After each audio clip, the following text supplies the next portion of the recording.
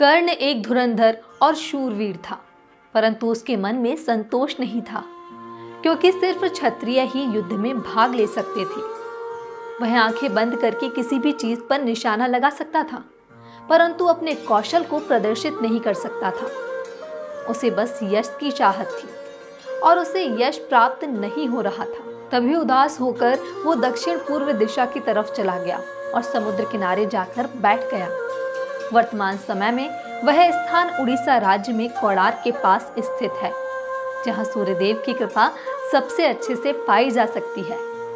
वह वहां तपस्या करने लगा और कई दिनों तक ध्यान में बैठा रहा।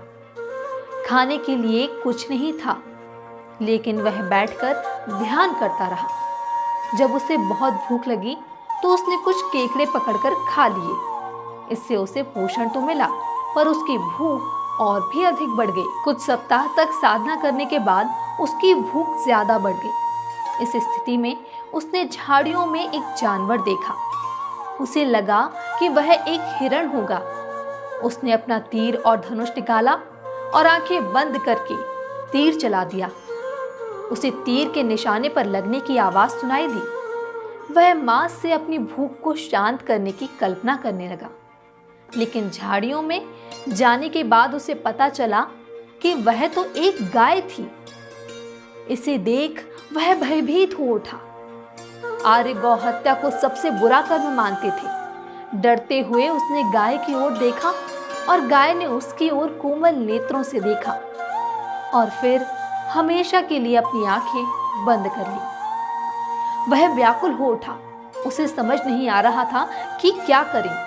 तभी एक ब्राह्मण आया और मृत गाय को देखकर विलाप करने लगा।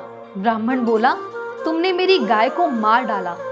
मैं तुम्हें श्राप देता हूँ कि रणभूमि में जब तुम बहुत मुश्किल स्थिति में होगे, तब तुम्हारा रथ इतना गहरा धंस जाएगा कि तुम उसे बाहर नहीं निकाल पाओगे। तुम तब मारे जाओगे जब तुम असहाय होगे, ठीक वैसे जैसे तुमने इस असहाय गाय को मार डाला। कर्ण उसके पैरों में गिरकर बोला, कृपया क्षमा करें, मैं बहुत भूखा था। मुझे पता नहीं था कि वह एक गाय है।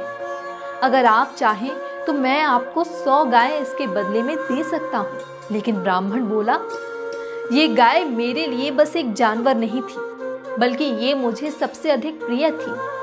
मुझे मेरी इस मृत गाय के बदले दूसरी गाय देने के इस प्रस्ताव के लिए मैं एक बार फिर से तुझे श्राप देता हूँ, जिससे तुझे ये ज्ञात होगा कि जब हमें किसी से प्रेम या लगाव होता है तो उसकी हानि होने पर जीवन में जो उदासी छाती है, उसका अनुभव कैसा होता है और उसका अर्थ तुझे पता चले।